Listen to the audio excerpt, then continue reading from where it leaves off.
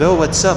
Sa araw na to ay titingnan natin ang mga bagong ginawa at ginagawang establishmento dito sa sentro ng Bulan Sorsogon. Subali nandito pala ako ngayon sa may bandang Zone 8 at dadaanan natin ngayon ang tulay dito sa may Zone 8 niya. Napakaganda, nakikita niyo naman yung mga gilid. May mga ilaw na, yung ilaw na doon, katulad pala yun sa sentro na Sorsogon City.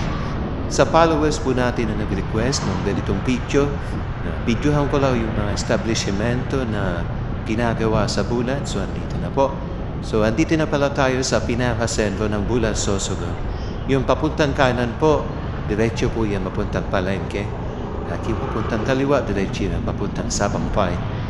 So, dito pa sa part na to, wala naman pong bago. Ganun pa din. So, ang oras ngayon is 11:30 ng umaga. Kaya mapapansin nyo, konti lang yung taong dumaraan. Pero pag maaga pa, traffic dito, lalo ng daming tricycle na ngayon. Maraming tao na din dito sa Bulan, Sorsogon. Makikita nyo pa, dapit hapon, daming taong naglalakad.